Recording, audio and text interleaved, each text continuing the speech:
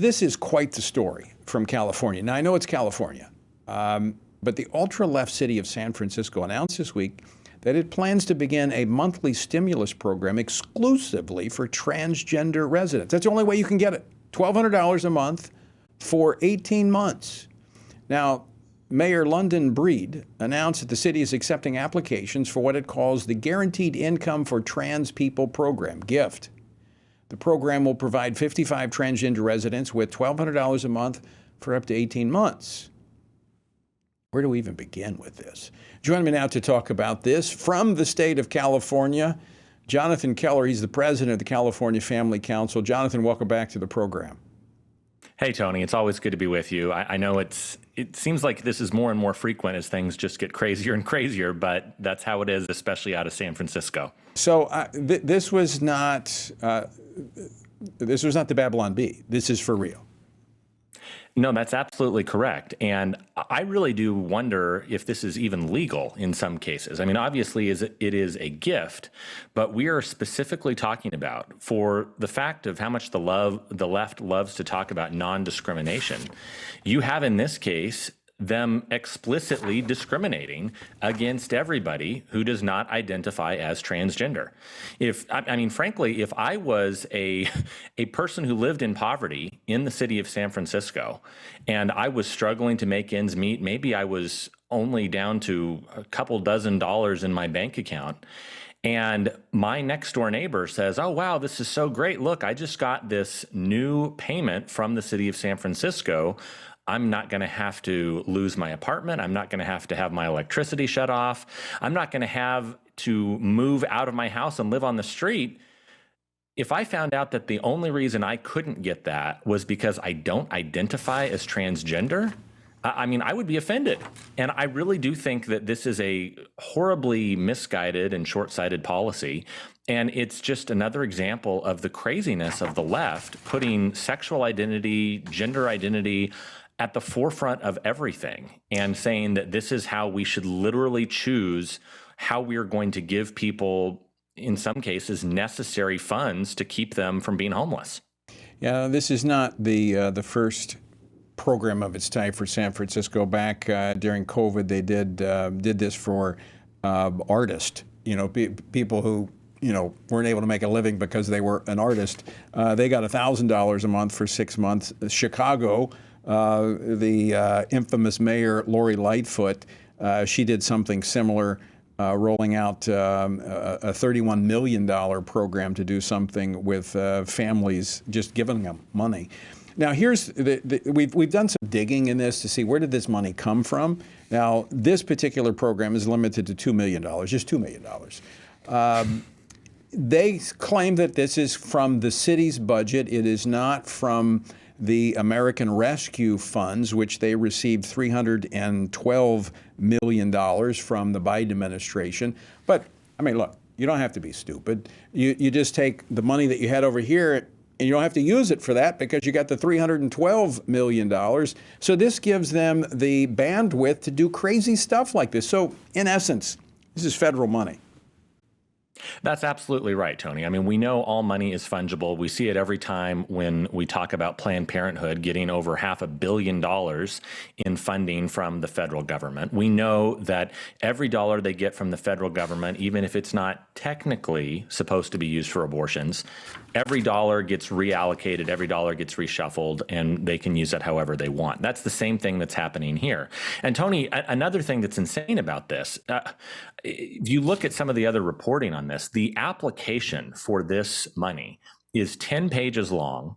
It includes between the combinations of the pronouns you want to use and the gender identity or gender expression that you're going to use, it includes over 100 different options and different combinations. Just a couple of these, Tony, for your listeners. Some of the identity options that are included as you're applying for this is agender, someone who believes they do not consider themselves to have a gender outlaw, someone who refuses to conform to society's expectations of their sex assigned at birth. And my favorite one is, I literally had never heard this until today, xenogender. That's with an X, X-E-N-O, xenogender, which is defined as a gender beyond human understanding. Most of this is beyond human understanding, quite frankly.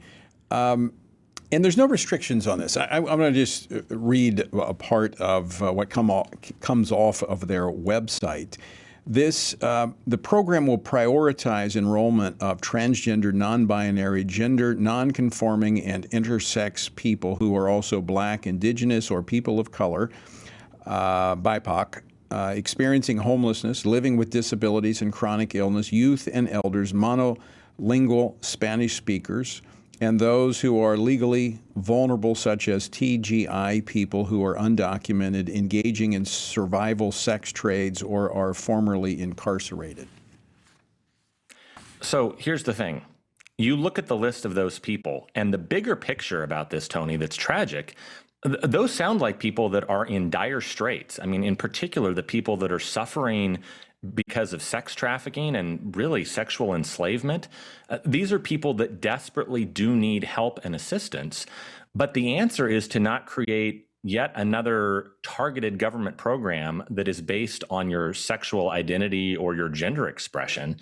It's really to look at the mayor of San Francisco, London Breed, and the governor of California, who used to be the mayor of San Francisco, Gavin Newsom, and say, what in the world is going on in this state, in this city, that these are the type of desperate situations that people find themselves in? But Jonathan, we know ultimately it's a result of the fall, but this is also a result of horrible policies from these extreme progressive politicians. Right, I get that. I'm not disagreeing with you, but I would take it a step further in that there's a level of personal responsibility here, and choices that we make as individuals come with consequences. And, That's right. And we see these negative consequences often with these choices regarding to sex, gender, and lifestyle, all of these things. My concern here with this program is the enticement aspect, that this is enticing people by promoting this transgenderism, by rewarding it with money. And this becomes a pilot type program. So what you're doing is you're only making the situation worse. Oftentimes these things of homelessness, survival sex trades are because people have been drawn into this transgender lifestyle.